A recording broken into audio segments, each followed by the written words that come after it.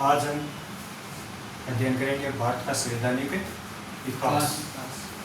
तो भारत का संवैधानिक विकास से पहले भारत के 3 शब्द जो संविधान बहुत महत्वपूर्ण है। पहला शब्द कौन सा है? एक तो शब्द होता है पॉलिटी, पॉलिटी यानी राजनीति, और दूसरा शब्द है पॉलिटिकल साइंस। पॉलिटिकल साइंस का अर्थ होता है राजनीति विज्ञान। तीसरा अर्थ है पॉलिटिक्स यानी राजनीति। अब एक संविधान, संविधान में इंग्लिश में केवल कॉन्स्टिट्यूशन। अब संविधान केवल भारत की शासन व्यवस्था को सुचारू रूप से चलाने के लिए जो नियम, उपनियम, आदेश, अधिसूचना आदि का प्रारूप भी क्या है? संविधान। अब संविधान कितना प्रकार का है? 2 प्रकार का। पहला संविधान लिखित संविधान और 2 नंबर संविधान अलिखित संविधान। लिखित संविधान हमारे विश्व में देश में प्रथम देश कौन सा है? अमेरिका 1787 में। भारत में दूसरा देश है भारत 1950 में। अलिखित संविधान, अलिखित संविधान 4 देशों की बात करें हम। अलिखित संविधान कनाडा, न्यूजीलैंड, सऊदी अरब, इंग्लैंड। 4 में क्या है? अलिखित संविधान। आगे क्या टॉपिक चल रहा था हमारा? संविधान का उल्लेख। संविधान का उल्लेख। संविधान का उल्लेख भारत के प्राचीन काल में हम बात करें तो संविधान और गणतंत्र जैसी शब्दावली का उल्लेख मिला। और इसके बाद में हम वेद में बात करें तो अथर्ववेद और ऋग्वेद में संविधान का उल्लेख मिला। इसके आगे हम ग्रंथ की बात करेंगे, संविधान का उल्लेख कहाँ था? तो ग्रंथ में भी थे। एक तो अष्टाध्यायी है जिसने लिखा पाणिनि। दूसरा है शुक्राचार्य, शुक्रनीति किसने लिखा? शुक्राचार्य। तीसरा है अर्थशास्त्र, अर्थशास्त्र किसने लिखा? कौटिल्य ने। और चौथा है मनु किसने लिखा? स्मृति। अब देखो महाभारत में भी संविधान का उल्लेख है। महाभारत किसने लिखी? व्यास ने। इसके आगे क्या है? हमारे भारत में शासन कौन कर रहे थे? जहांगीर। और इंग्लैंड में शासन कौन कर रहे थे? जॉर्ज प्रथम। तो उस समय क्या हुआ कि हमारे पश्चिम बंगाल, वहाँ पर क्या था? बंगाल में शासन कौन कर रहा था? जहांगीर। तो 31 दिसंबर 1600 ईस्वी में इंग्लैंड के शासक जॉर्ज प्रथम ने एक अधिनियम भारत को प्रदान किया गया। किस लिए? कि भारत में व्यापार करने के लिए। तो उसके बाद 1605 ईस्वी में, कब? 1605 ईस्वी में इंग्लैंड ने किसको भेजा? इंग्लैंड ने 1605 ईस्वी में हॉकिंस को भेजा, कैप्टन हॉकिंस को। कहाँ पर भेजा? भारत में। भारत में जहांगीर के दरबार में भेजा। तो जहांगीर के दरबार में कैप्टन हॉकिंस आया और व्यापार की अनुमति लेने के लिए, लेकिन जहांगीर ने कोई अनुमति नहीं दी।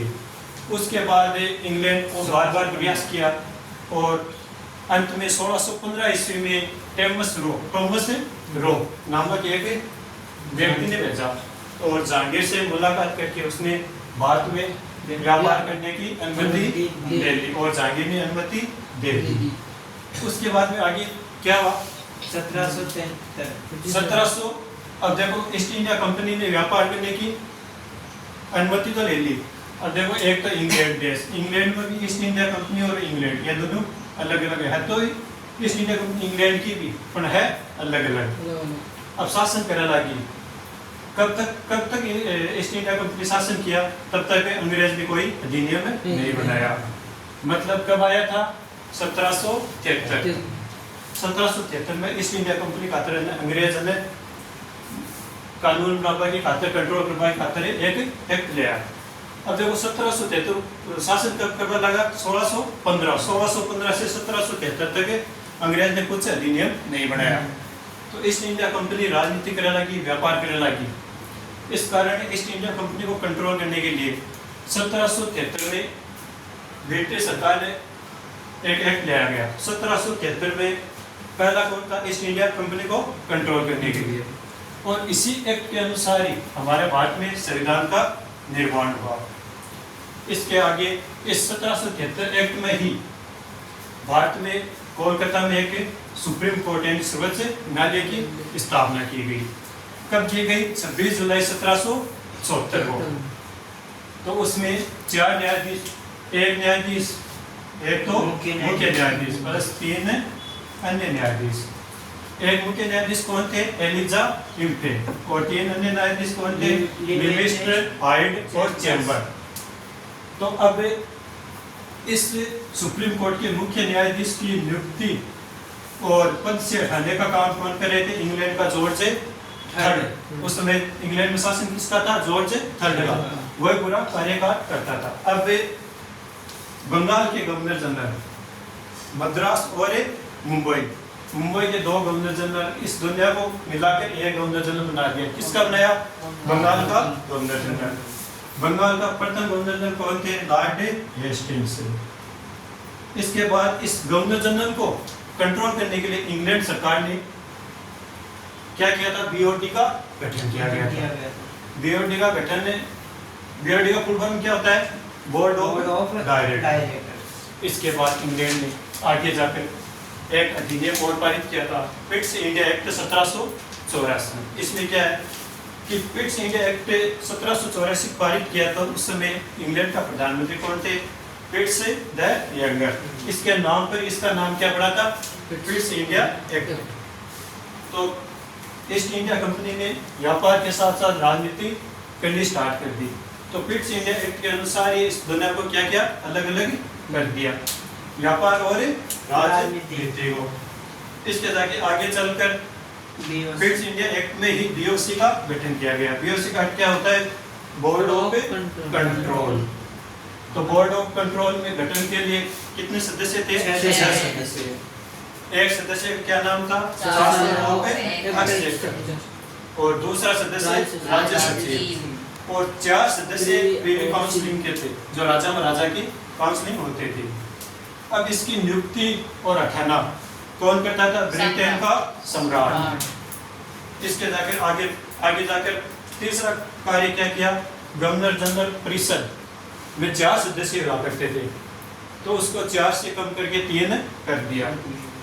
और भारत में शासन, सैन्य शक्ति और युद्ध जैसी रियासत जैसे अधिशासी की पावर दे दी गई। अब आगे जाकर 1786 अंग्रेजों ने 1786 का अधिनियम पारित किया, और आगे जाकर और भी 1793 में चार्ट एक्ट अधिनियम पारित किया। तो इसमें क्या है? कंपनी का व्यापारिक अधिकार 20 वर्षों के लिए बढ़ा दिया गया। किसमें बढ़ाया गया? 1793 ईस्वी में। और आगे जाकर 1813 ईस्वी में चार्ट एक्ट अंग्रेजों ने और लाया। तो इसमें क्या है कि सभी अंग्रेजों को भारत में व्यापार करने की छूट मिल गई। और 1813 के चार्ट एक्ट में ही अंग्रेजी सरकार ने भारत को शिक्षा के लिए 1 लाख रुपया दिया गया। और 1813 के चार्टर एक्ट में ही भारत में चीनी और चाय की व्यापार की अनुमति अंग्रेजों को मिल गई। अब आगे जाकर क्या? 1833 का चार्टर एक्ट। 1833 का चार्टर एक्ट क्या है कि बंगाल का गवर्नर जनरल, बंगाल का गवर्नर जनरल है ना, वो भारत को गवर्नर जनरल कहलाने लगा। और भारत का पहला गवर्नर जनरल कौन था? Lord William Bentinck. और लॉर्ड विलियम बेंटिंग और राजा मोहन राय भारत में सती प्रथा निषेध अधिनियम बनाया गया। और आगे चलकर चार्ट एक्ट 1853 अंग्रेजी सरकार द्वारा लाया गया। तो इसमें क्या है कि ईस्ट इंडिया कंपनी के लिए ये क्या है? अंतिम चार्ट एक्ट। और इसी में सिविल सेवा भर्ती परीक्षा के लिए खुली प्रतियोगिता का प्रारंभ किया गया। और इसी चार्ट एक्ट 1853 के अनुसार ही बंगाल के प्रशासनिक कार्यों के लिए एक पृथक लेफ्टिनेंट गवर्नर की नियुक्ति की गई। और आगे जाकर विधि सदस्यों को गवर्नर जनरल परिषद का पूर्ण सदस्य बना दिया गया। तो अब इसके आगे अपना ईस्ट इंडिया कंपनी का शासन क्या हो गया? समाप्त हो गया। अब दूसरा शासन क्या आएगा? ताज का शासन, यानी अंग्रेजों का शासन। अंग्रेज शासन भारत पर कब किया? 1851 से 1947 तक। वो अपने अगली क्लास में पढ़ेंगे। धन्यवाद।